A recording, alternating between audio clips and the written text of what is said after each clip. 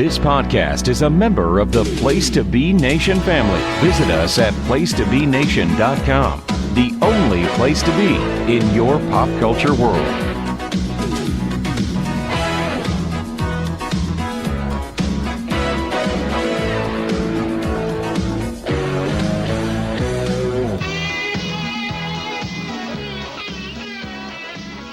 Place to Be Nation Wrestling Network, welcome to episode number 19 of NWA Crock Roll. I am your host, Shawn Kidd, and tonight we start the first of a two-part series as we continue to journey through the summer to get over to September when hopefully, well, not hopefully, but we will jump back into December 85. We put together quite a few special episodes. So tonight we start part one of two. This one is called Houston Layover, where in our last set of four parts that we just did on Before Crockett, we saw a lot of Houston wrestling that we enjoyed. Will that tradition continue tonight? I don't necessarily know with our guest star tonight especially, but we'll get to that in a minute. But we will have 7 matches tonight, and then we'll have more matches on our next episode to round up the two-parter of Houston. So first up, I would like to introduce my co-host. First, Dr. G, how are you doing tonight? Doing great. I'm doing great. I have to admit, even though you're finding some good stuff, I'm getting a little Houstoned out in terms of the announcing. I will say that. I'll start off with that. But other than that, it's stuff out there that I never realized existed. So definitely, we're gonna have some fun tonight. And some of it we wish didn't exist. So that's the other beauty of this. Listen, but you know what? You don't know when you're choosing it, right? You have no idea before you watch it what it's gonna be. So. I do not, and I shared one with our group chat that I found, and I was like, oh, God, that might be terrible, but Calum might have talked me into adding it on our next episode. We'll talk about it at the end. But, yeah, I'm with you with the Paul Boesch stuff. Like, he is just – I don't know, man. He's just monotone. He doesn't really know the names of wrestling moves, and it just doesn't work for me. So the good thing is, you know, we got to watch it live with sound on, but you don't really have to. You can mute it, too, if you want to, if you just don't want to listen to him. Because he's not that good. No, he's not. He's not. But tonight's going to be an interesting show, I think, for everyone involved. Yeah, we'll see how it plays out. And so, Dr. G, welcome. My next co-host, of course, the Kettle Man, Calum McDougal. How are you doing tonight?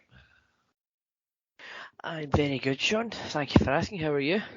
I am very well. I am much looking forward to talking about, especially the last match of the night on this show with you this evening. Well, why ever would that be? I have no idea. I guess we'll have to wait and find out. I'll just need to check with my attorney just to see if I can make a statement on it when we get there. I've been told not to in the run up to this, just in case. But no, looking forward to it. And yeah, I think I can guarantee there will be a reaction from you and G to the last match. I'll not say any more than that. And the folks listening will need to wait to the end. So keep the best till last there. All right. So so you said your lawyer has kind of told you to keep your mouth shut till you get to that point. Yes, I have to make no further statement. Okay. Well, all right. Well, we'll look forward to that. And then finally, our rotating fourth horseman that is going to join us for the next 2 episodes. He is my co-host, or actually the host, but I am just along for the ride as one of the guys on Wrestling Chicken Salad and on Popcorn Chicken Salad. Ben Locke, how you doing tonight, Ben Locke? Returning guest, just remember your role. Yeah, I'm all right, mate. How are you? I am good, man. And I also forgot to mention also on Highway to the Impact Zone. We're both on that show, but we're never on together. No. There's two. They just don't let us play together that often. Yeah, so Ben, really glad to have you back. You are, of course, also a returning guest on this show. It's been a while since you've been on, but we're really glad to have you to kind of go through this. And one of the reasons why I picked you for this is you're really you're a big like Johnny Gargano type wrestling guy, right? So it's always interesting to hear your perspective on this kind of stuff that we watch. Yeah, I am a big Gargano mark, but yeah, I think interesting is a good choice of word for these matches, Shawn. Let's just go with interesting for now. All right, cool. So full disclosure, like Dr. G says, I never, watch these matches before I pick them. But what I try to do is I went back and I looked for Crockett wrestlers that we obviously saw from April to November, and went back and tried to find Houston matches that they were in based on our last watch that we did on our last 4 episodes. So pretty random, some good, some bad, some ugly. So we'll just jump right into it. So our first match, guys, are you ready? We'll jump right into the first match. You guys all ready to go? Let's do it. All right. So our first match comes from us from August. And by the way, all these come from the Sam Houston Coliseum in Houston. Unfortunately, all of them have Paul Boesch, so you know what you're gonna get in the announcing. But our first match tonight, 8/22/1980, is Ivan Koloff versus Tony Atlas in a 2 out of 3 falls match, and this will be our first of 2 or 3 falls match. And yeah, when I first saw this, I can't imagine a worse possible 2 out of 3 falls match in my head than Ivan versus Tony Atlas. But we'll jump right into it and see how it goes. So right out of the gate, we're gonna have strong wardrobe game. So Koloff is in his Dracula robe and a red shovel. I don't really get what the red shovel gimmick was, but okay. Tony Atlas comes out looking like a bumblebee in his jacket. Lloyd Pierce, the ring announcer, kind of looks like a jail felon in his outfit. So really bad 80s garb that we're wearing here right to start. Mr. USA versus Mr. Russia is what Boesch calls it. So very unoriginal there. So going for that Russian USA thing. Tony gets the early momentum. They have a trophy test of strength that Atlas clearly should have won, but Ivan takes control of until Tony comes back up with a monkey flip and a drop kick. Tony shocked me with a leapfrog and an arm drag spot, which is probably the most shocking, probably the best wrestling moment of the whole match. The other thing I do like is as we watch these shows, I've always enjoyed Ivan's rope knee drops. They always look pretty savage. Ivan loads up his arm guard and he hits Atlas for it for the first fall. Let's talk about the first fall. I'll go to Calum first. What did you think of the first fall of this match? It was a thing that happened. A very, very, very slow start to this one. Ivan, we've seen some good stuff from before. This not overly stellar from him so far, is what I'll say. Yeah, pretty rough. That was my notes exactly. Said, oof, rough first fall, very boring, a lot of stalling and punching. Dr. G, what'd you think of the first fall? I totally agree. There's not much more to say about it. It was just very blah. It was, and the NWA were known for these 2 out of 3 fall kind of matches, and usually that's always the case. The first fall is kind of like it's very slow to start. Then it usually will pick up. But we'll get into that. Yep. And Ben, and again, I'll do the next 2 falls straight, but I wanted to get the feeling out of the first fall first. So Ben, what'd you think of the first fall? Yeah, both guys have been to the Stalling School Academy, haven't they? They've passed that with flying colours. I wasn't sure if it was Boesch, but I was really happy that John Arsenio D'Amato was on commentary. That was really nice. He does remind me of D'Amato a little bit. I will say this. That crowd, they were very into this for some bizarre reason. That the heat was really good on this match. Yeah, you'll find in a lot of these Houston matches, it's kind of like with Jimmy Valiant and Crockett. They're so over, and it makes no sense, and it makes you wonder what kind of drugs they were taking in some of these shows. Because it's crazy. It's crazy how into this they are. So, all right, so we'll jump right in. We'll go to the next 2 falls, and we'll talk about that match as a whole. So, fall number 2. I put Christ, the longest nerve hold ever from Ivan on Tony. Then we get an Atlas bear hug on top of it. Ivan misses a top rope knee, charges Atlas, who moves, and Ivan hits the ring post. And we get a second rope headbutt that looked really, really bad, and Atlas gets the 3 count. So we are tied at 1 each. We go into fall 3. I did enjoy, and I think a couple of you made this comment in the group chat, I did rather enjoy the 80s brake check commercial at the start, which is probably the best part of this whole match. Ivan loads his pad. Atlas tries to get it off and does, and puts it on. But he starts punching Ivan with it. Ref tries to get it off Atlas, but Atlas pushes the ref. Ref goes to DQ Atlas, but Ivan pushes the ref down. All out brawl, and ref knocked down again. Chair shots to both heads. They continue to brawl until people run out to break it up. And then we get a double DQ trope for the third fall as Ivan is bloodied. So I will go to Dr. G with overall thoughts and rating on this match. So Dr. G, you're up first. I was bored. I'm gonna admit, it did not do anything for me. Just not a great matchup. And we have seen some good stuff out of Ivan Koloff. And Tony Ellis.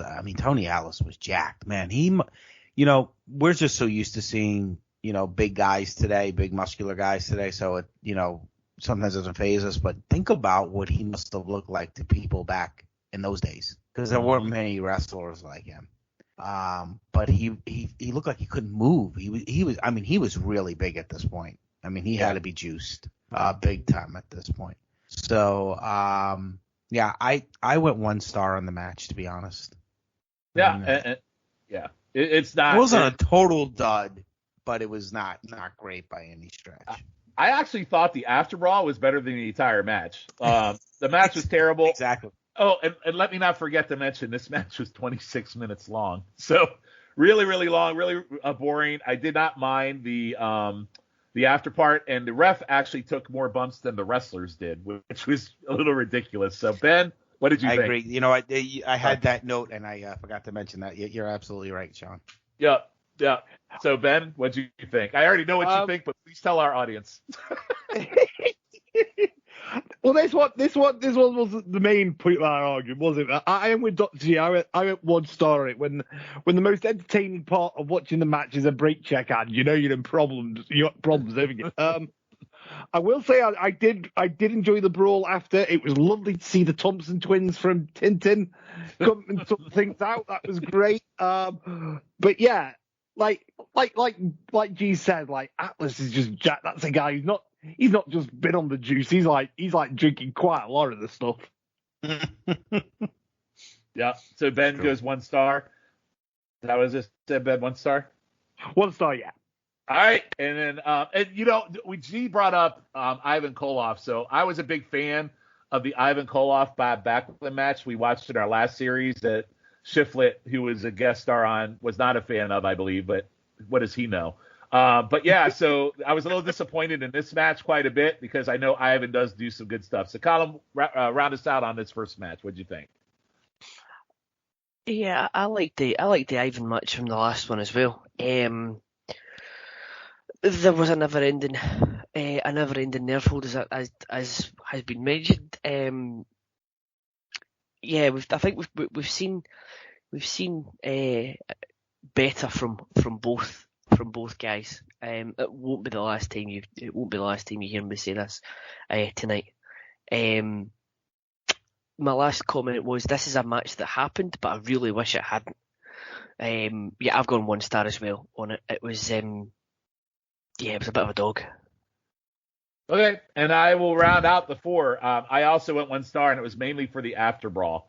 The match itself was really, really bad, and but the after brawl was good, but not 26 minutes of my time that I'll ever get back that I wish I could. And we'll leave it at that. So we'll jump. So we're off to a bad start tonight. So let's see what the next match brings us. We go to match number 2.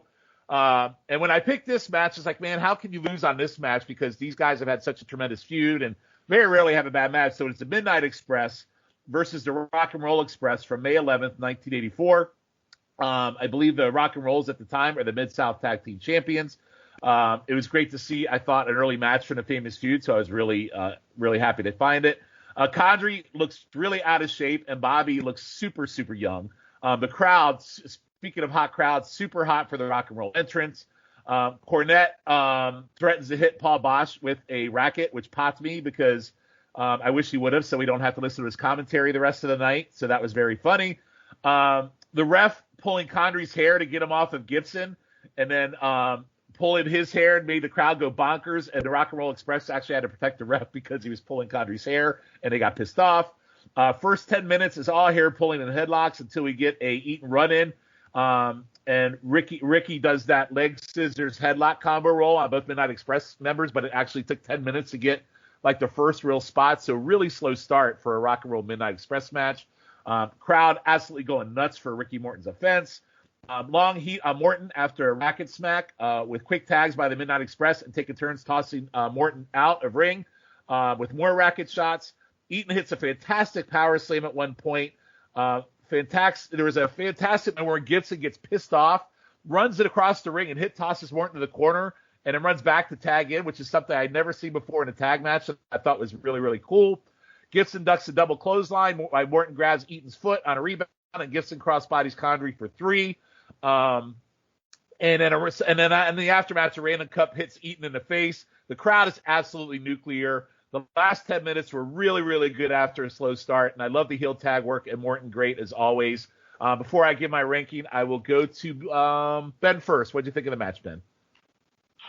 This was more like it, Shawn. This is the kind of wrestling I like. Like you got some points back for this.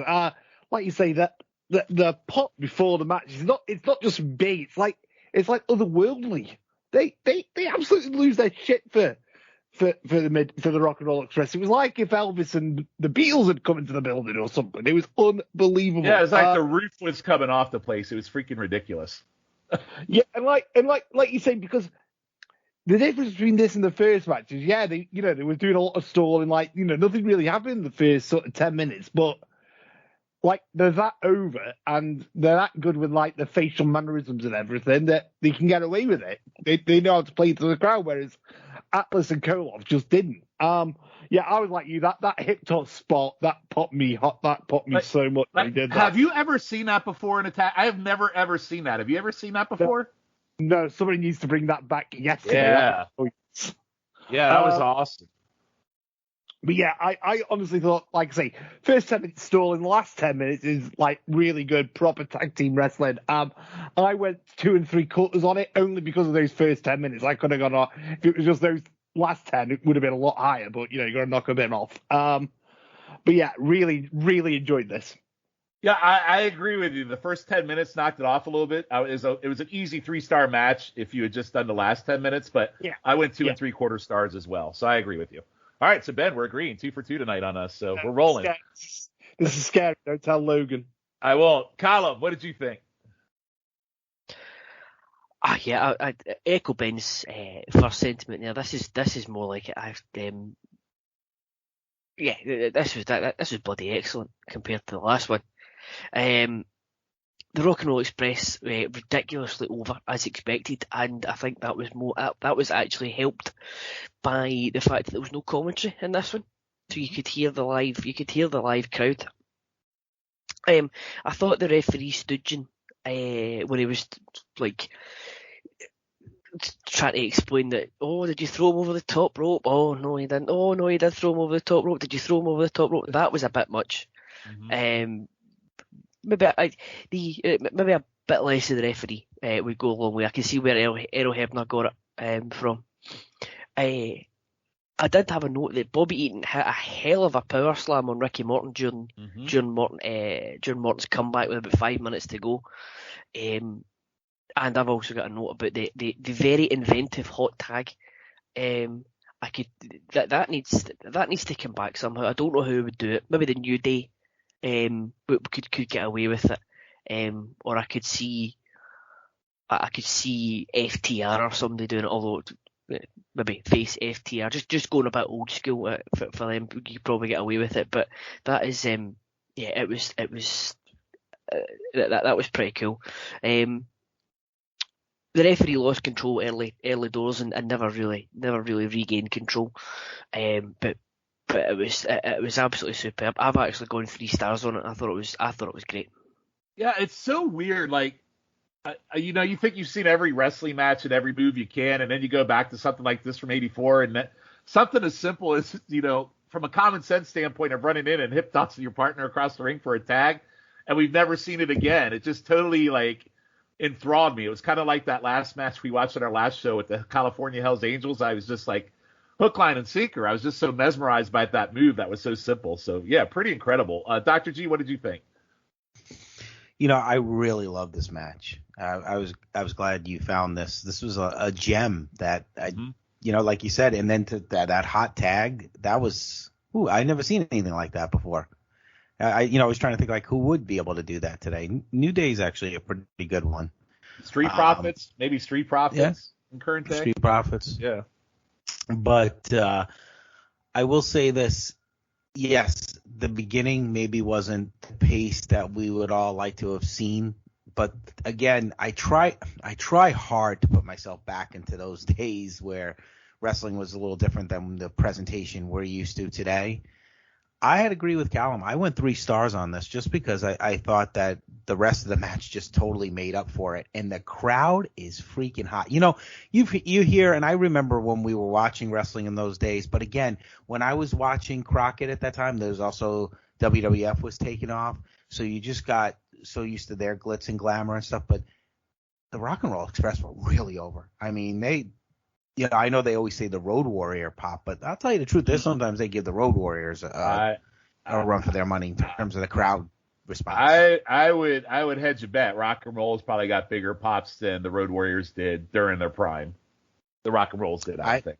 It's something, and Road Warriors are my favorite team, but I don't know if I could argue with you on that because this crowd was just freaking hot. And remember, this is not a time when they, we've seen some great feuds. You'll see some great feuds later on in the 80s with these two teams. This was just phenomenal. It really was. And, Jim Cornette and his antics and the crowd, like I said, the crowd just added that extra specialness to this match. So I had to go 3 stars on this. I couldn't knock them off for the first 10 minutes. I really couldn't. Sometimes I do, but for this match, I couldn't. Yeah, I kind of felt like I had to because it was I don't know, just a lot of hair pulling and stalling and I could see, but I have no problem going 3 stars. I could too, but I'm going to stick with 2 3/4. You know what's also really cool about doing these shows is last episode we saw the Midnight Express take on the Fantastics, and so it's really clear that 84 was Rock and Roll Express, 85 was Fantastics. Then they go back to the Rock and Roll Express and Crockett, so it's really cool to see. They've worked with these teams for a long time. And again, the Fantastics match we watched was 3 years before we got that feud in Crockett. So it's kind of cool to see the Midnight Express in their element with those two teams, I think. I really enjoyed that. So, all right. So our next match. So we definitely rebounded on our first one, on the second one. So let's see about the third one. I think we might have some different thoughts and opinions on this match for sure. So Nick Bockwinkel, who we've seen a lot of in the last few episodes, your AWA World Champion is taking on Dick Slater. This is for the AWA World Title. It is also 2 out of 3 falls. It is from April 16th, 1982. Slater is your Southwest Champion. The winner of this match, so whoever walks out the World Champion, on the next show will be defending against the Junkyard Dog, which I did not find that match online, so I'm not sure many of us would want to see that, but who knows. So let's start off. Slater leads early with hammerlocks, chops, and a small package attempt. Slater blatantly doesn't connect on the headbutt, which really looked bad, and Bockwinkel sold anyway. Pretty good mat wrestling on trade-offs on pin attempts by both. Lots of toe holds, face locks, more Slater headbutts. I think Slater looks good and stiff on the offense, so even though maybe some of it might not be what I call sexy, I do think Slater always looks really stiff and good. Slater works on the arm for a long while. Bockwinkel gets a figure 4, works the leg on a ring post, then drops Slater's neck on top rope for first fall at 3 at 15 minutes and 16 seconds. So the first fall came in at 15-16. So I'll go through the whole match before we talk about it. So kind of a unique look, kind of a unique move on the first fall.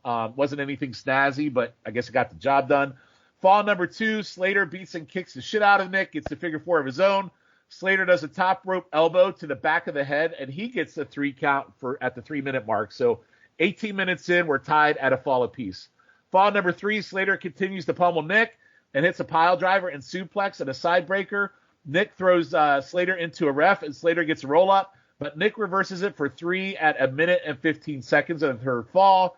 I am going to go to Ben first on his thoughts of this match because I don't want to lay my cards on the table until I hear him. What are you trying to say, that we might disagree on something? I think we might potentially disagree on this match, so I'm going to let you go first.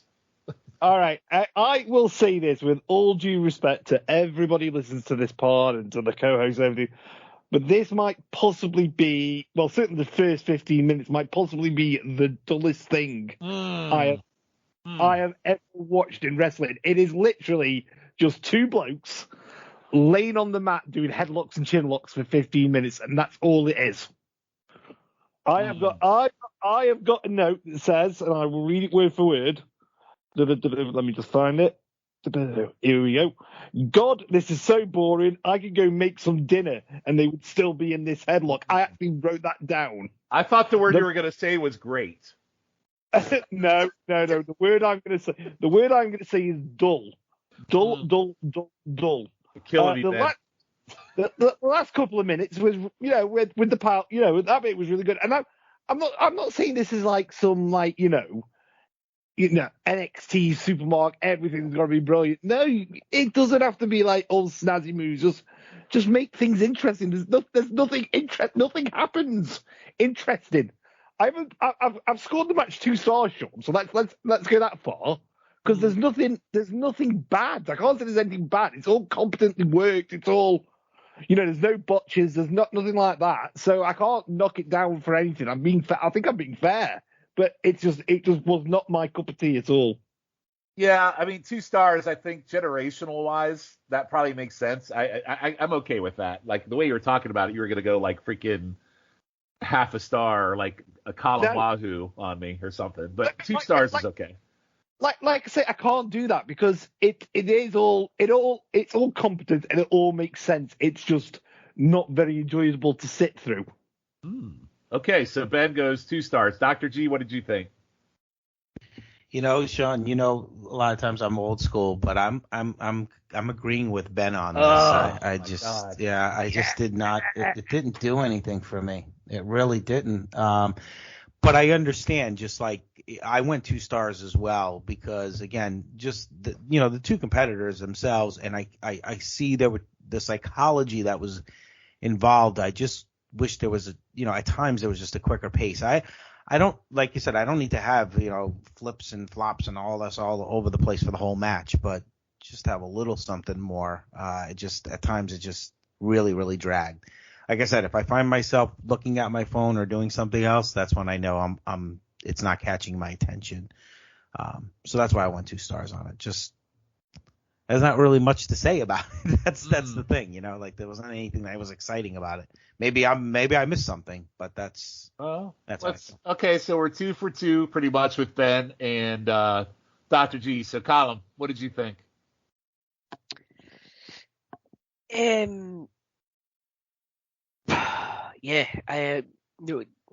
We've seen better from both men.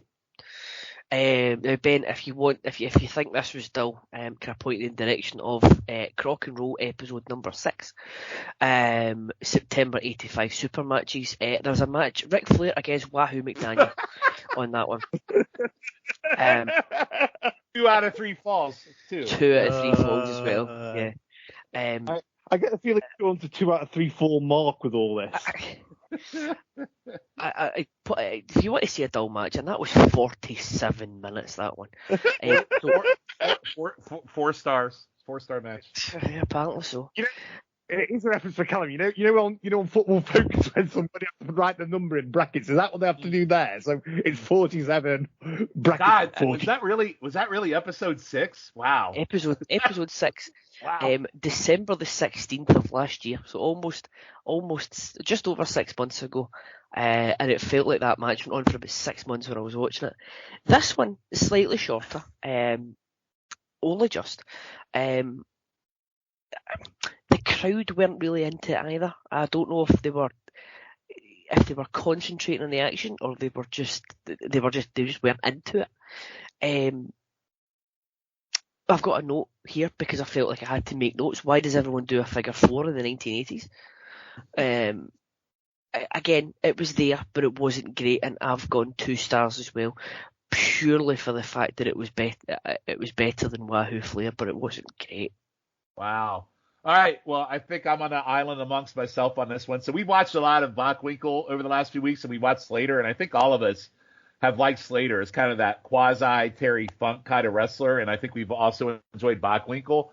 I gave it 2.5 stars. I mean, I guess it's not that far off from you guys, but I actually enjoyed it. I liked the mat wrestling. I thought the last 5 to 10 minutes was pretty good, and yeah. So I mean, I guess 2.5's not that far above what you guys are, but I clearly liked it a lot more than you did. So all right, well, my co-host let me down on this match, so Ben, I guess you win this one for Bockwinkel and Slater. So you win. Got to You win one. Got to win one occasionally, aren't you? All right, so let's see how. Were you gonna say something, Colin? I was going to say, did me and G let you down, or did you let the two of us down? I think you let me down, honestly.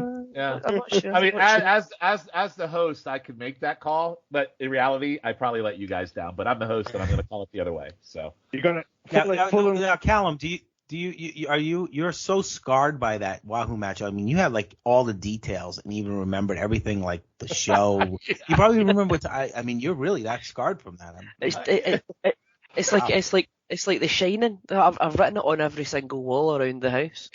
Just in one day, I'll get shown back. Like in the dining room where I'm sitting just now, it's on the ceiling and everything.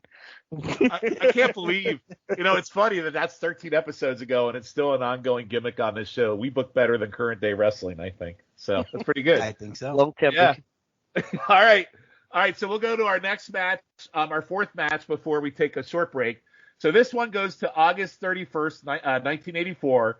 It is Magnum TA versus Hacksaw Butch Reed for the North American title.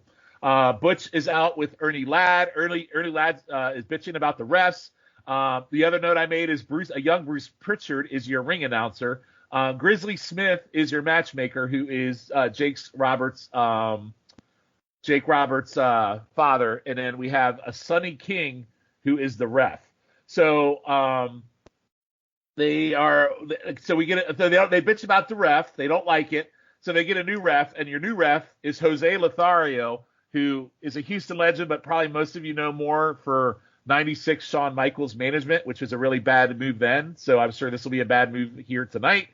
And the other note I made is, goddamn, the North American title is freaking huge. Probably bigger than the AEW title. So Boesch says TA left shortly after this match for the Mid-Atlantic. So this is right before he starts wrapping up his stint here in Mid-South. So this was actually the commentary is actually done after the match. The ref stuff lasted literally like 6 minutes before we even got to a match. This whole back and forth with the ref lasted forever.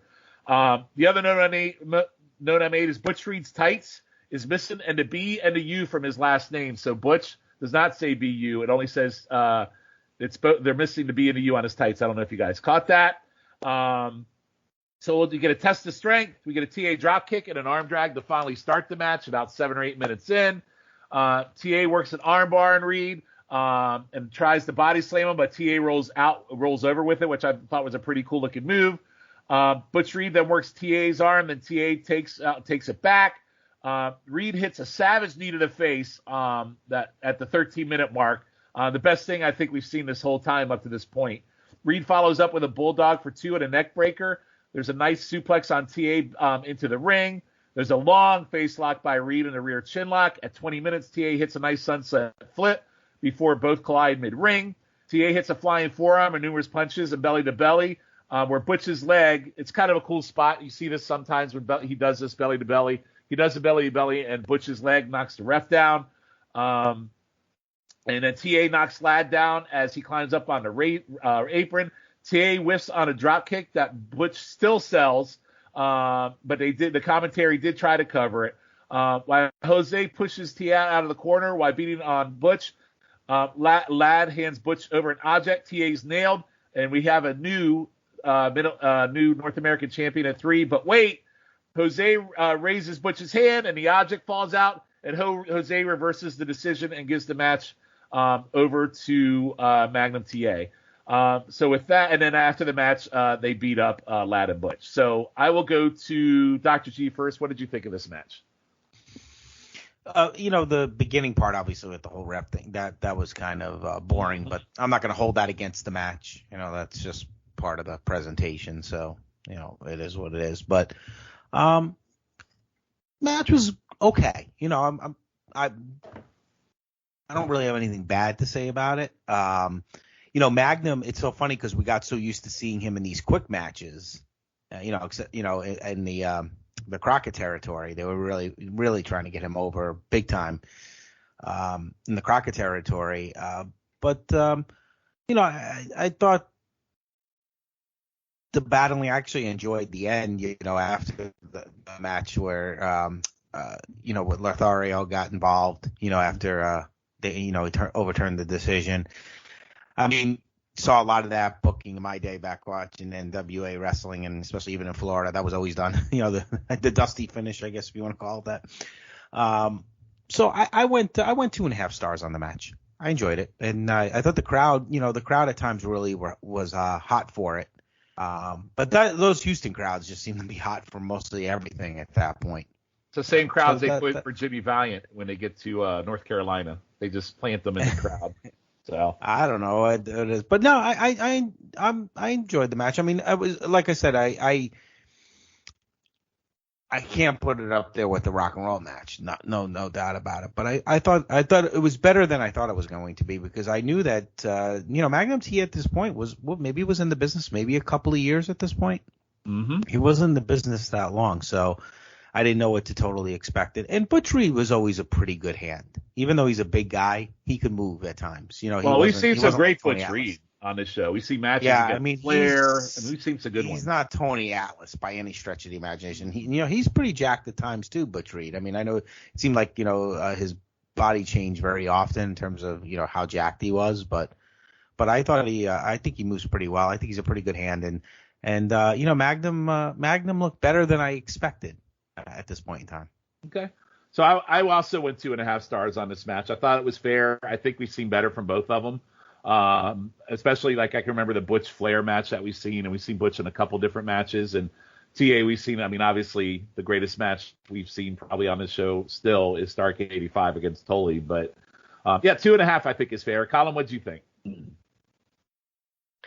I was looking forward to this one because obviously we've seen some great Magnum stuff, and Butch Reed's always been really good when we've watched him as well. Jose Lothario, even whenever this was 1984, he looked old then. I mean, he actually somehow looked older in this, which he did in 96 when he was managing Shawn. Commentary a bit off. I noted at one point that it was whoever was doing it said an Oklahoma Stampede style maneuver there. It wasn't. It was a bulldog. That's one thing with Boesch. His commentary, he doesn't know wrestling moves. The more you watch him, the more you like. There's some coming up where he calls a suplex a body slam. Like he doesn't know his holds. Yeah, and that's not. You would think that he should, given the fact that he's been a promoter since Jesus was a boy. Mm-hmm. I really liked the last 5-10 minutes of the match. I thought it was really good. I burst out laughing when Butch Reed decked Jose Lothario.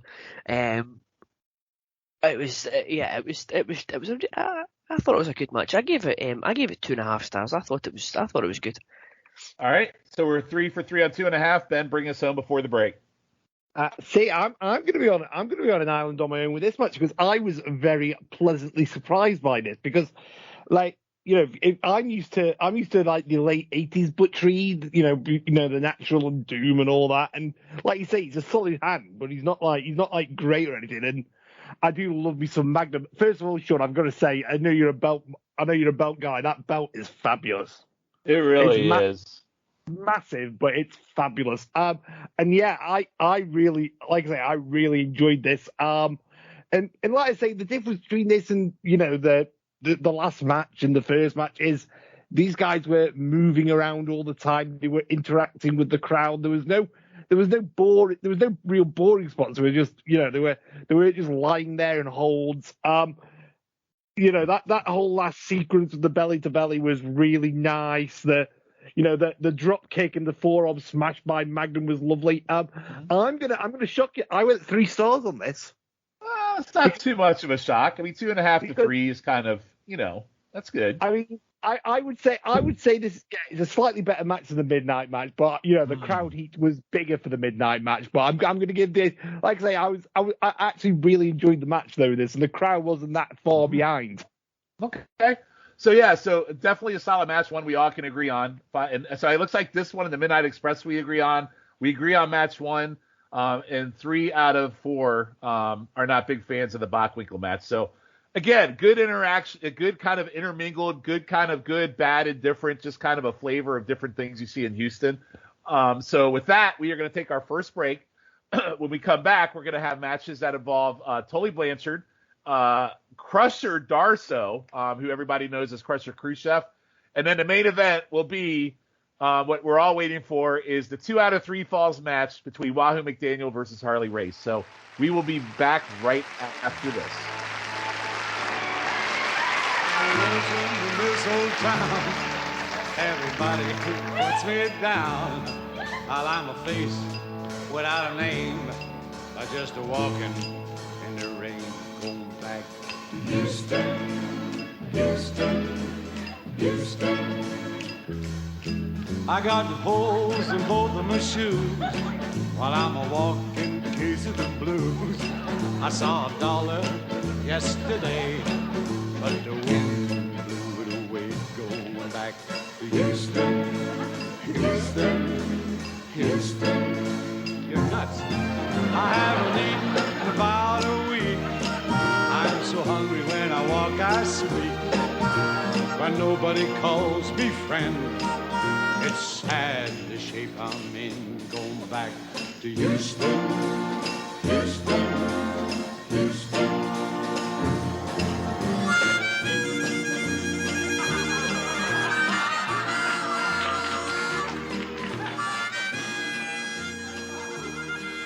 Place to Be Nation, welcome to the second half of our Houston Layover Part 1 episode with our guest Ben Locke. We have gone through our first 4 matches, and now we're going to go through our final 3 matches for this Part 1 episode. So match number 5 is with Tully Blanchard, and it is with a guy who we have brought up before in commentary, from a commentary piece that wasn't really, really good, his Mike Graham. So it's Tully Blanchard versus Mike Graham. This is from July 24th, 1981. So apparently on commentary, they fill us in that these two met before, and the dynamic duo of Gino and Tully beat Mike up. So this is kind of a rematch. Graham the crowd is super hot again for this. Graham has some big face fire to start.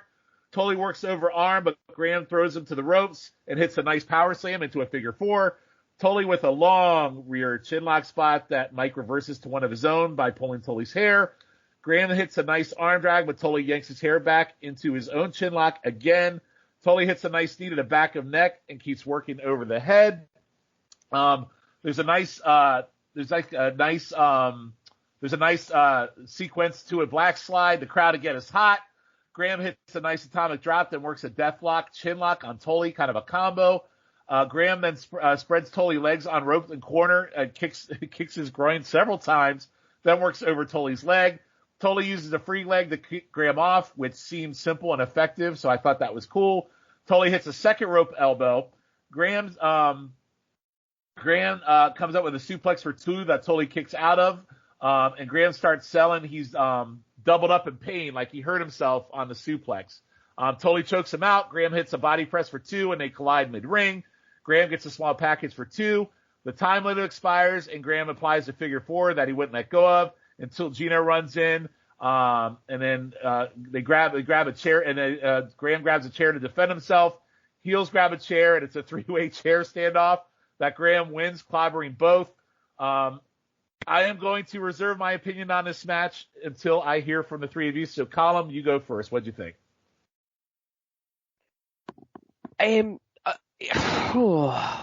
Mike Graham.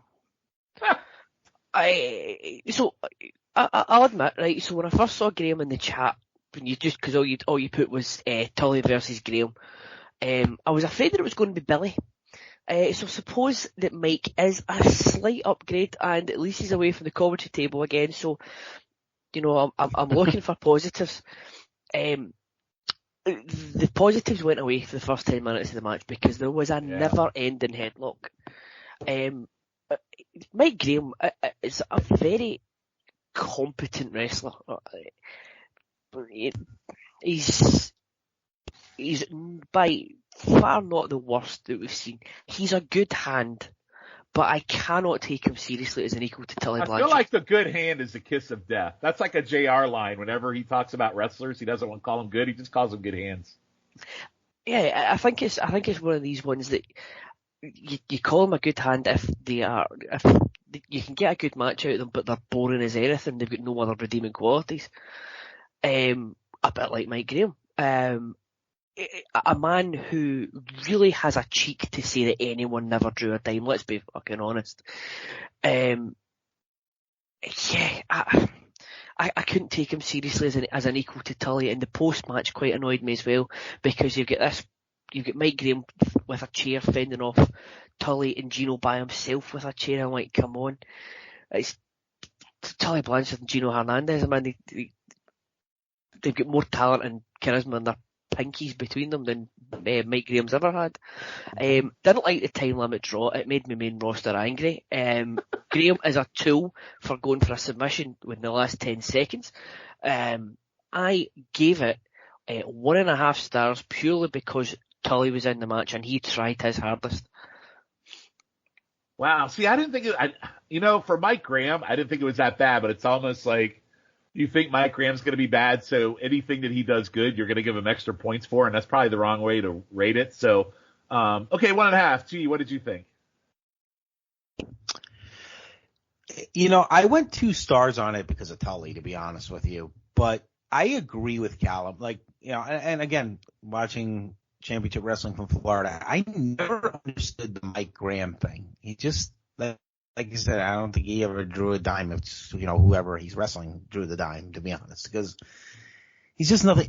They should have made him a heel because he's a real tough guy. In real life, he was a tough guy. He was, I know. Well, and he was always a real asshole on commentary too. So he's probably a real asshole. So he probably did probably. Yeah. And his dad was a heel at one time, so it probably would have been better for him to be a heel, and he might have actually been. You know how, I always thought Bob Backlund, when if he would have done that heel persona back in the 80s, he could have drew a lot of money. I mean, he was so much better of a heel than he was. Oh man, Backlund versus Bruno. Think about Backlund versus Bruno. I agree. A heel. Yeah. Because Backlund as a face was horrendous. It's amazing that he, when he came on and started talking like that compared to how he was in the 70s and early 80s, it was, twofold. But Mike Graham there's just nothing there. There's nothing that makes me want to be like, I want to root for Mike Graham, And I agree with Calum, he's not Tully's equal, but Tully did a good job. And like you said, Mike Graham is a good hand. It's not like the guy doesn't know how to wrestle, but like Shawn, you said, the kiss of death. I think you're absolutely right when JR does say that. It usually doesn't mean, even though he's trying to be nice about it, but doesn't really mean much. Sometimes being a good hand actually could work against you because you're the guy that just doesn't stand out. Like Mike Graham just does not stand out. Yeah, when I hear good hand, I hear you suck. That's what I hear. I hear good hand. That's my interpretation of that. Yeah. So I mean, but I'm gonna go the 2 stars on it. I thought Tully did a good job. I thought he's just such a great heel, just such a son of a bitch. But I just love it. And like I said, I'm watching this. I'm like, wow, Mike Graham probably would have been a really good heel. Just a nasty SOB. He just does not exude face to me like a guy that I want to root for. So. Well, everybody's supposed to be good at something. Unfortunately, I don't think we've seen it out of Graham ever. So, no. Ben, what'd you think? Au contraire, boys. Au contraire. You say Mike Graham has no talent, but it takes a very special kind of person to make Tully Blanchard look really, really dull. Okay. Let's be All right.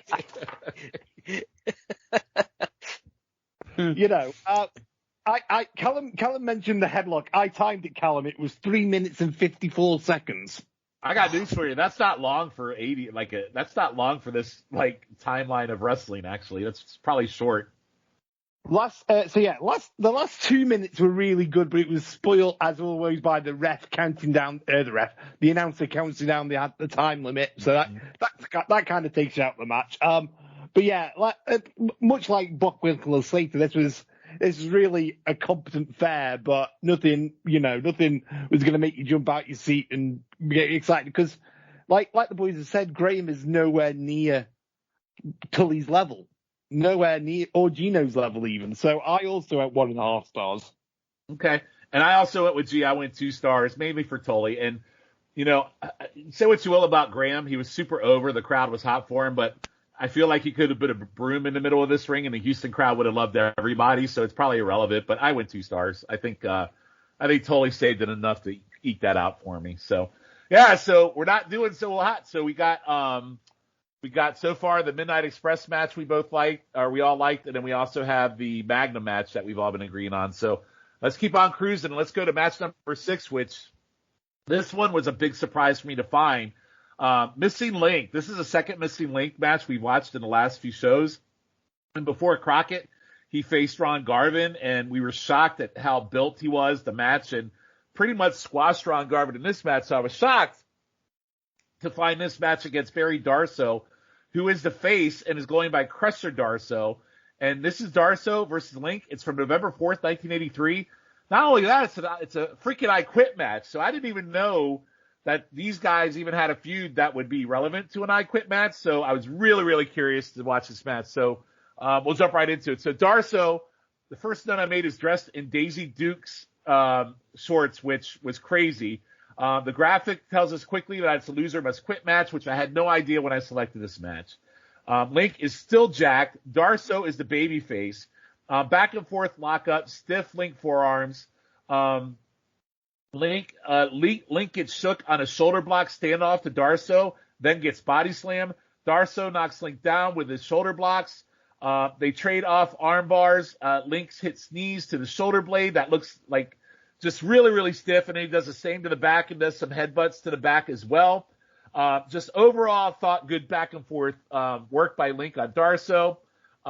He sits on his back and pulls neck for a while, but Darsow powers forward to send Link through the ropes outside, but Link comes back and keeps working over the back. Darsow powers up again and sends Link into the corner.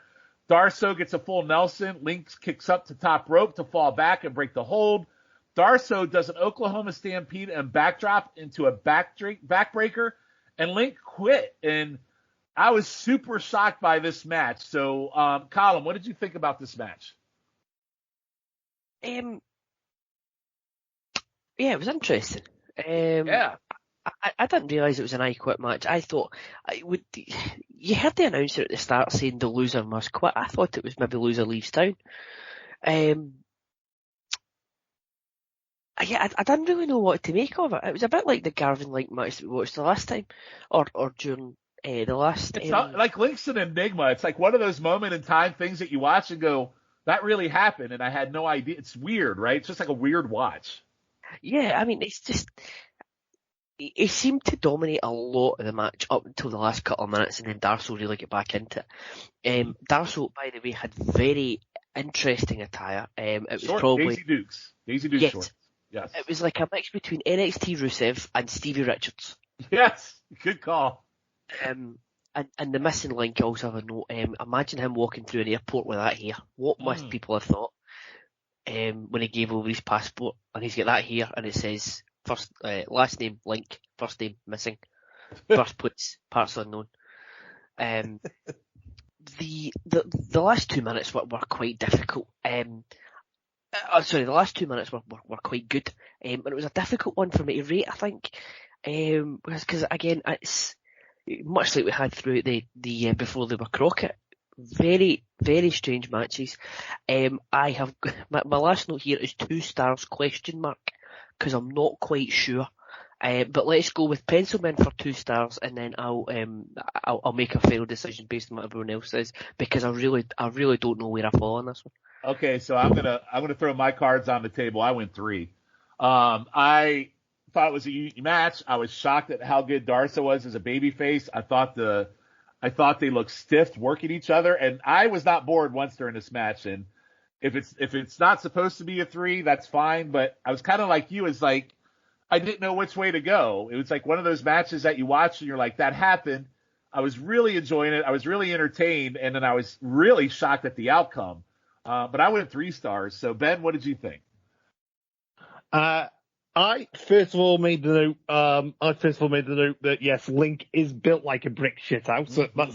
That's a yep. And also I thoroughly enjoyed Darsow in his Roman Colosseum Daisy Dukes as well. I thought it was spectacular. I'm with you two. I quite like this. I don't know whether it was because obviously when you click the link, no mean to use that word, but yeah, you click the link that Shawn sends out, and this match was only 13 minutes long. It was like, this is going to be a sprint, and these are two power guys doing power moves, and they mix well. I went 2.25 on it. I'm like Calum though. I didn't know it was a last man. I didn't know it was an I Quit match until you heard the ref just keep saying, "Let's give it." Are you going to give it up? Let's give it up. Let's give it up. It's like, all right, ref, calm down. And then it came out of nowhere. Like most I Quit matches, you kind of build to that end game, right? And this one just kind of seemed to be he quit. It's over. It was weird. It's just a weird match.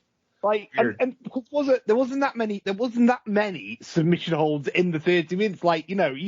Even before he gave up, I think there was only a couple of headlock, chin locks, and a full Nelson. There wasn't that, there was nothing else really.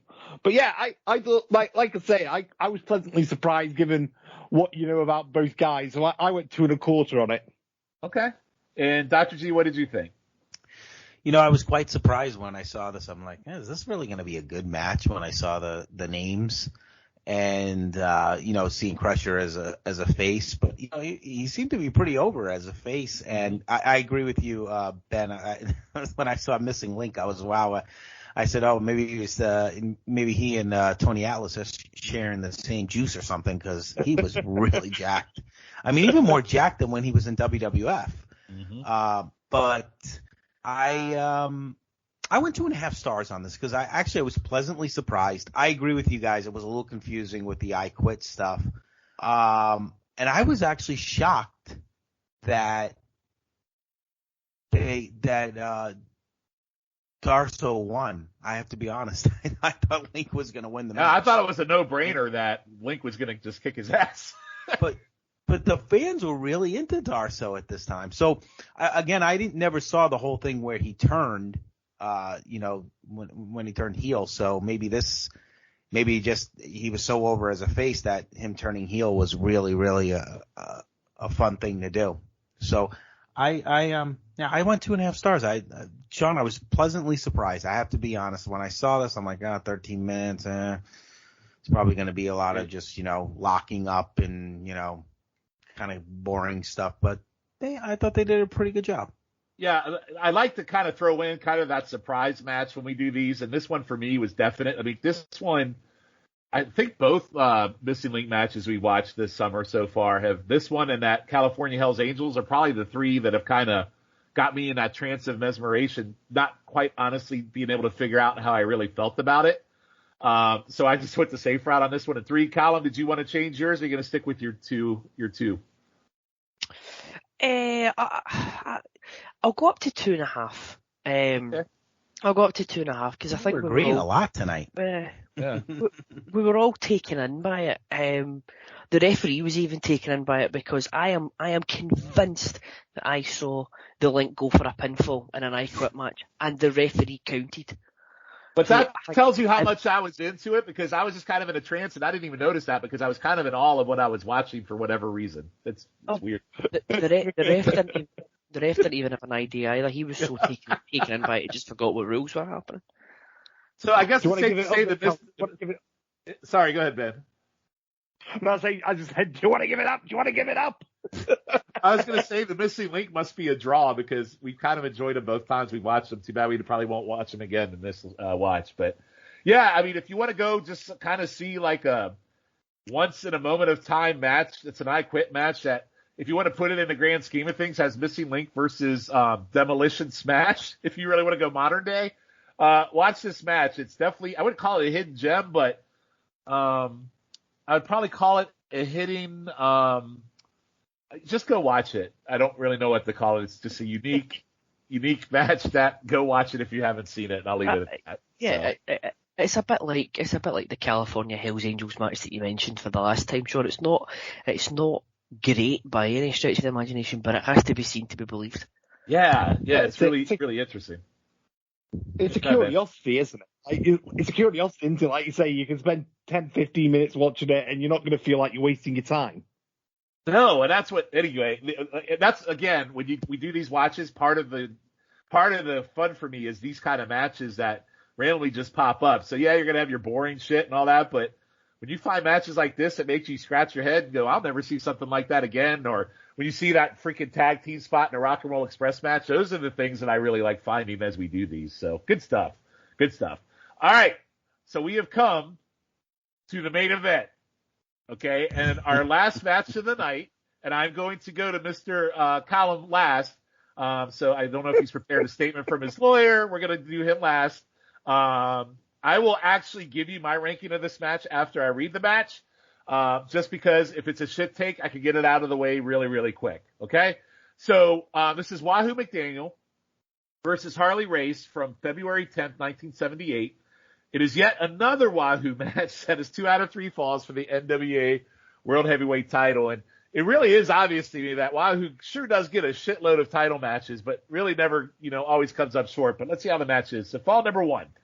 Dick Kroll, who is the ref, according to Boesch, is an MSG referee that has been brought in for this because it's a tough match. So I do like that they sell this as this is such an important match that they brought someone from Madison Square Garden to be the ref. I did like that.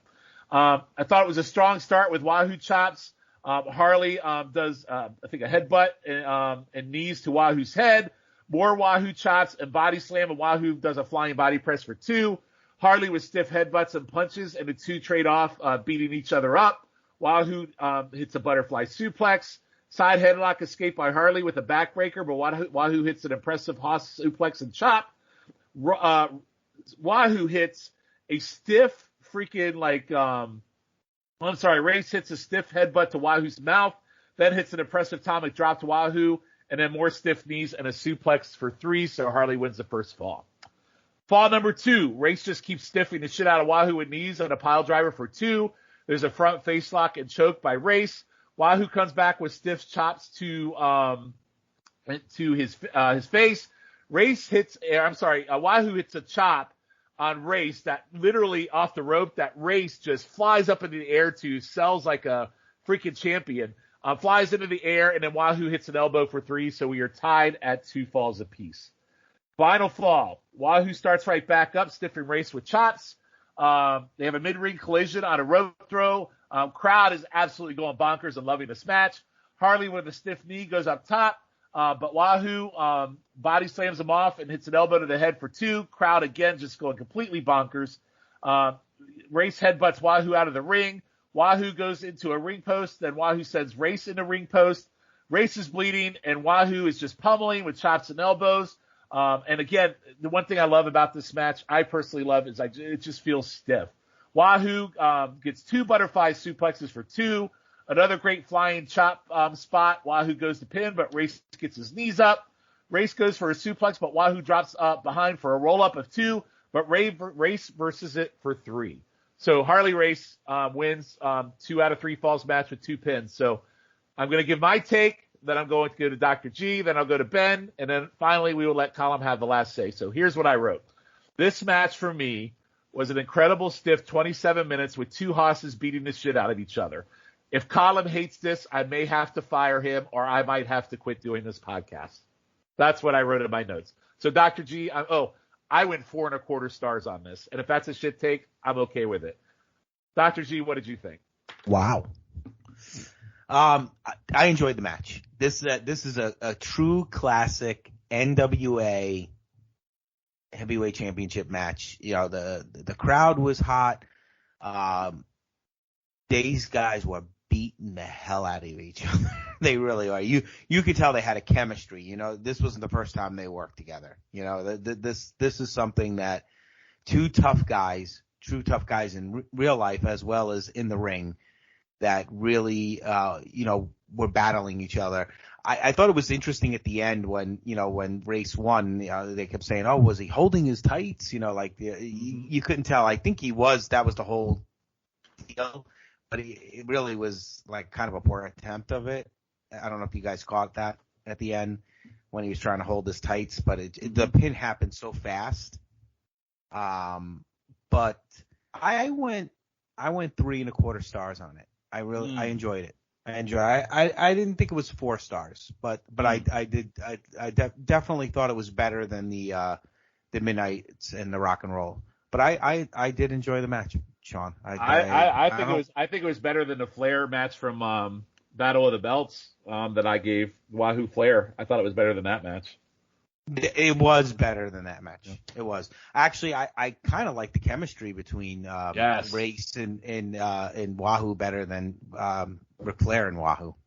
Yeah, I would probably agree with you on it. Listen, Harley Race can't do. I love watching early Harley's also really great because those that watched him as the king in the WWF, you did not get freaking like Haas Harley Race. When I'm thinking about it now because I rated this a few days. I think I'm going to go 3.5 stars on it. Yeah, that's what I'm talking about. 3.5. Right. Very good. Awesome, Ben. What did you think? Wow. This match must have been lost in translation then because I just didn't get it, boys. I'm sorry. Wow. Jesus. My first note was, oh goody, it's Wahoo and it's 2 out of 3 full. So I was already prepared. I will say this though. It's probably the third or fourth best match in the lot we've watched though. So I'm not going to be the best match of what we watched tonight. No. God. But I will say this: some of those shots are brutal. Like for example, on that first fall, he did not need to do that suplex. Them knees were superb.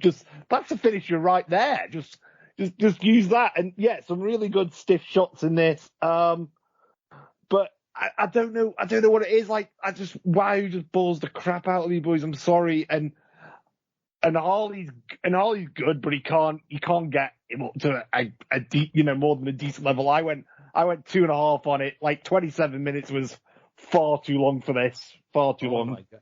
Oh, Ben, you're breaking my heart on this. I harshly disagree with you on that rating. But again, it is based on taste and it is based on preference, and you are a guest, and that's why we have different people on here for different opinions, even when they're wrong. So it's okay.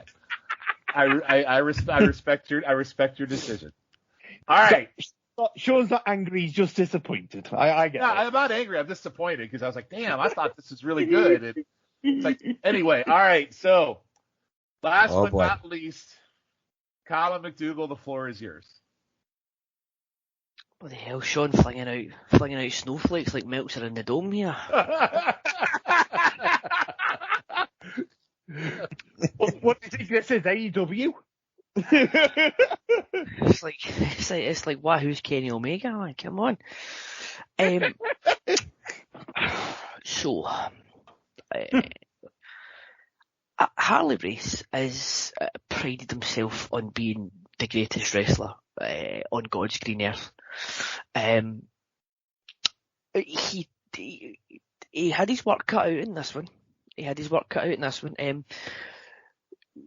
I was quite impressed that Wahoo did a body slam because it was something that wasn't a tomahawk chop. So you can tell that, that this was earlier than 1985. It wasn't on the level of Florida, which, as a bonus. Yeah, I've not got many notes on it. It was stiff. Harley, well, both of them beat the shit out of each other, which was good. But Harley is nothing short of a miracle worker, I must say. So you're saying that Harley carried everything? There was nothing Wahoo did of relevance. It was all Harley. Is that what I'm hearing? Well, no. Wahoo carried, something. His, girth. I suppose he carried that. He's 7 years younger. So Harley has a bit more to work with than Flair did. Mm-hmm. And it wasn't 47 fucking minutes long. And I don't have many notes for the match because I actually just put my pen down and because I was enjoying it. Oh my God. I went 3 stars on this one. Holy shit. But Harley Race is a fucking miracle worker. And see when he said he was the best on God's green earth? That wasn't just wrestling hyperbole. This is an example. This is why he's the best, because he got a match out of somebody you absolutely despise that you gave 3 stars to. Yes. So I'm fascinated that you rated this match higher than Greg Valentine, who actually broke the leg, which made you very happy. Oh no, because what I did, the match, that match was a dog. But if you remember, I did give the angle in the post match 5 stars. Yeah, you did. Wow, 3 stars. So I finally found a match with Wahoo that you liked. Yes, you finally found a Harley Race match that has Wahoo in it that I like, yes. But for the context, it was because of everything Race did and absolutely nothing that Wahoo did. Given the body of work that I've seen Wahoo McDaniel put out in front of me, it must be all Harley, yes. Okay, and he lost, which makes it even better, right? Oh, absolutely. Okay, all right. He's like, oh, absolutely. All right. Well, wow. Yeah. So I'm pleasantly surprised. I feel like, listen, guys, you can say I'm a snowflake or what. I love old times of Stiff beating the shit out of me. I'm going to go with you. I'm going to say, but a lot of it was because of Harley Race. Harley Race, I mean, we watched him in that battle. Was it that same Battle of the Belts that we were talking about where he was tag teaming with Hanson against the Road Warriors? Yes. And we love that match too. So it's kind of like Harley can't do any wrong for us. I wish it's a shame that we didn't get more Harley and Crockett like in '85 because I bet him and Flair had some great rematches that would have been awesome. But yeah, good stuff. Wahoo's a better heel though. He's better when he's a heel. So here's what's funny though. So when we get to the stuff that we didn't watch in 1985, literally the week before Crockett bought him out and everything, the week prior to that was the cage match between Magnum TA and Wahoo McDaniel while TA won the U.S. title. I do not put it in that watch because it technically happened before, but Wahoo was the heel. And the build to that match and then his whole 84, with the exception of some of the matches like we saw with Billy fucking Graham, he is a good heel. You're right. And I think the face thing probably hurt him a little bit, I think. You're probably right. So, all right. Well, good. Well, guys, that brings us to the end of the show. So, it looks like for the most part, the Wahoo match will take first place. Looks like the Rock and Roll Express match will be number 2 and the Reed match will be number 3. So, sounds like 3 out. Oh, and then we got the kind of little hidden, I'm not sure what to call it, thing with Darsow. So we got definitely some cool watches in this. Maybe not a bunch of 2-3-star matches, but I do definitely think we found some interesting stuff here. And that will continue on our next episode that Ben will also join us for in part 2. So I'll give you a little sneak peek under the tent. We will have a loser must leave match with Terry Taylor. So we're all going to be happy about that if Taylor loses. Let's see, what else do we have? We have a 2 out of 3 falls match with Dusty Rhodes versus Bruiser Brody. How does that sound? That's an interesting one. Interesting. Mm-hmm. Okay. All right. And then might pique my interest. Yep. And there is a Raging Bull Manny Fernandez versus Mills Mascaras match. I think that sounds pretty good. Right? We like Mills. We like Bull. Raging Bull was one of my favorites in the last time I was on. Okay. Yes. How many 2 out of 3 falls matches are there, Sean? Just so I can prepare us. I think that only the one. Okay, cool. Only the one this time. Only the one. However, our final 2 matches that we'll be watching, Calum requested one as kind of a bonus, so it'll be Ivan Koloff and Dusty Rhodes and a Texas Deathmatch Coffin match from 1980. Which sounds really, really bad that Calum wanted to watch it, so we're going to watch it, good, bad, or indifferent. So if it sucks, put Calum on there. The Calum, I did add it for you, for your view and pleasure. It's a Texas death match, coffin match. I mean, with 1980 Dusty Rhodes and Ivan Koloff. Let's really think through this. I fail to see how that's going to be anything but amazing. It'll be anything but, it'll be entertaining no matter what. But because Calum requested that match, I added one more match of my own. Who do you think's in that match, Calum? Oh, fucking Wahoo McDaniel, probably. It is Wahoo McDaniel. However, oh, shock. however, wait. However, it is against somebody on this show that we have a lot of respect for. He will be taking on Terry Funk. Oh. All right. That could be a pretty good one. So it'll be Terry Funk. Calum, give it a shot. Give it a shot. You like Terry Funk, right, Calum? Who doesn't like Terry Funk? So let's see if Terry Funk can pull the miracle work like Harley Race did. Have you noticed, Calum, that Sean has to justify all these Wahoo matches to you? Yeah. It's like the last 3 episodes, it's Wahoo McDaniel. But it's the one when he gets it. Well, if you say the last 3 episodes, wait until the next 4 or 5. Shit. Wonderful. But it's like, it's Wahoo. But he gets his leg broken. It's Wahoo. But it's hilarious. But it's Wahoo against Terry Funk. I know. He might get branded. We don't know. Oh God. Oh, I hope he does. Colin, I love you keeping this gimmick ongoing. It's one of my favorite parts of this show. So No, your visceral hate, your visceral hate for Wahoo is probably one of my favorite things. No, it's not difficult. I was going to say gimmick. Well, it's not. Well, it's a gimmick for me to keep shoving these down his throat and him just taking it on the chin until I get a resignation letter. But I at least try to make the matches. I at least try to make the matches interesting, if that's anything. So, all right. So good show tonight, guys. Some good watches. Definitely go out of your way to watch a few of these. You can absolutely skip the first one for sure. No one needs to watch Ivan versus Atlas ever again. But anyway, so before we go, we will do some quick plugs. So I will go to our guest, Ben. What do you got? Okay, I'll let Calum talk about the show that we're on, but I will mention our show, Shawn. So Chicken Salad, we are going to be in July, and we are going to be watching Bash at the Beach 2000 because we haven't, for some reason, we haven't got to 2000 WCW yet, so we need to change that. Well, you chose that show based on kind of a similar thing, like Calum feels about Wahoo. I feel the same about Booker T. So you chose that show because of Booker T, so I could be miserable.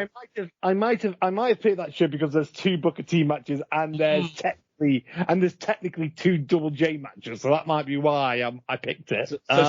So Colum, you're not the only one that has to endure misery of someone he hates. Highway to the Impact Zone, we recorded a couple of nights ago, and that was Against All Odds 2005. On the pop feed, there's Telly and T with me and Miranda. We're back up and running. We're just shooting the breeze on that at the moment. And we're also Popcorn Chicken Salad, where we watched Top Gun, and we're going to be watching Eurotrip for the next one. The Top Gun was fun and a little bit out of control, and I've never seen Eurotrip, so I actually look forward to watching that. Yes, yeah, it'll be good fun. Good time had by all. Yep. All right, cool. Calum, what do you got? So as Ben mentioned, we host these special releases together. We just did our latest episode. I just dropped on Saturday as we record this, so it was a week ago. As this one drops, we battled through some. Everyone had technical issues. It was an interesting show. What you actually hear might be about half of what we actually recorded, or certainly half the length of what we recorded. But that was another fun time had by all. We unfortunately didn't manage to get the Hell in a Cell live watch in due to some technical and work-based issues on my end, so I apologise for anyone who was looking forward to that, but we'll be back for Money in the Bank on Twitch, twitch.tv/PlaceToBeNation, and the Place to Be Nation YouTube page. Search Place to Be Nation, all one word, on there, and subscribe, follow, all that jazz on those 2 platforms for pay-per-view live watches, watch me play games quite badly, including Retromania Wrestling, which was the last one that were up on the YouTube page. So yes, please give us a follow on there for all that sort of goodness. All right, excellent. And Dr. G, what do you got? Well, as always, every Saturday morning, the NWA Saturday Special with Podfather Scott Criscolo drops every Saturday morning, except for this week we had a little fun on Friday night, so we weren't able to record. I'm just saying you got drunk and couldn't record, I think is what the gist was, right?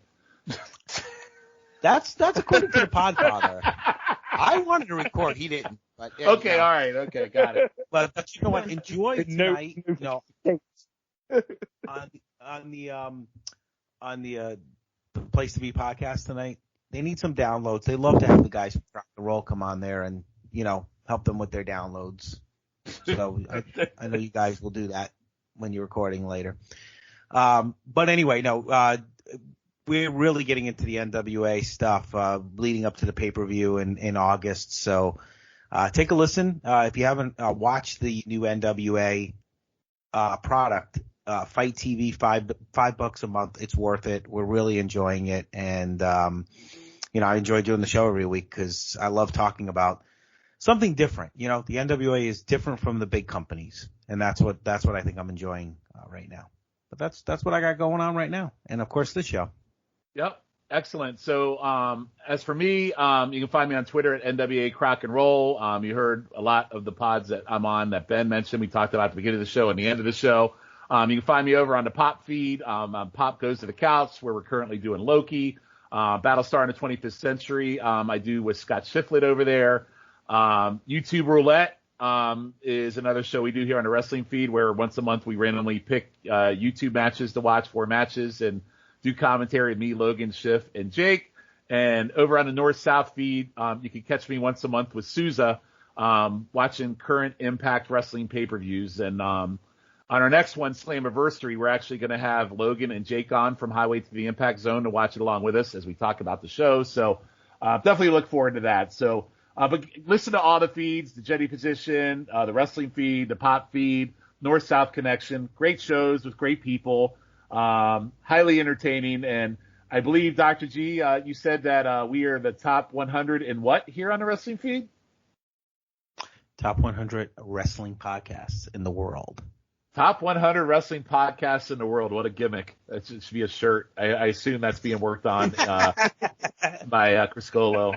By the way, we still can't get merchandise for the chicken salad pod, so could you work on the Godfather or the Podfather with that too, please? Because I'm on the Podfather constantly. Yeah. We've been waiting for merch for that show for a fucking year. Could you help us with that? Hey, I will, but you know what? You could really get on them tonight. Yeah, I kind of feel like the mothership is that one you can't kind of do that stuff, just because it's kind of like the main. I'd rather do it on the side. I'm not going to call him out. Yeah, you're a good guy. That's what I like about you. I got to show a little bit of respect for the mothership. Yeah, some respect. I love it. Yeah, I mean, I could be an ass on all the other pods. I got to show some respect on that one. So, all right. Well. Get those Wahoo matches ready. I think you should do 7 Wahoo matches for the next one. No. Okay, so here's the deal. So this is episode 19. So we're going to relaunch. This is so great. We're going to relaunch December 85 on episode number 25. So there is 5 more shows between now and September. I can probably guarantee you there's probably going to be at least 3 Wahoo matches between now and episode 25. No, I can probably guarantee it because I've already set the match watches for all those episodes, Calum. So I guarantee you there's at least 3. Wonderful. Excellent. I can't wait. Calum, can I give you one more? Can I give you one more sneak under the tent to put you over the edge? Why not? So 2 more of the matches we're going to watch are Flair versus Wahoo. For fuck's sake.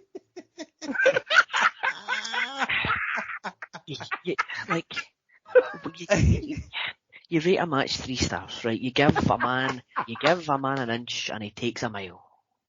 Okay, but Colin, in all fairness, these have been planned out for months. These matches, it's not like I purposely did it. Well, I was thinking that before we started. I'm not so sure. Okay, but you got some time. They're spread out. But you know what the argument is there, though, don't you? Yeah, Shaw's planned the matches out, but he could have planned not to put them in. No, but literally, how do you not play? Listen, I love this little thing we're doing here. How do you not plan and put them in when it's part of what we didn't watch in 1985 as part of our watch? You have to go back and watch it because we missed it in our first round. Shawn, there was 4 months of stuff. In fact, no, it was the first round. It was we had 8 months of stuff. Mm-hmm. Crockett produced 6 hours of television a week. We missed a lot of stuff that we missed. We missed 24 matches from April to November 85 that we did not watch. 24. Only 24? Only 24 matches that we missed in that time frame. That seems quite low. That's available on YouTube. Ones that you can actually find. Oh, right, okay. Well, unfortunately, 2 of them are Wahoo versus Flair. So, unfortunately. We don't need to put them in. They can go forever unwatched. All right. On that note, we're going to end on Calum's disappointment, but he did make a 3-star Wahoo match, so I win for now. And I just take the journey with me, Calum. I think once we get through to December '85, the Wahoo is very limited. At that point, we can move on. Okay. Excellent.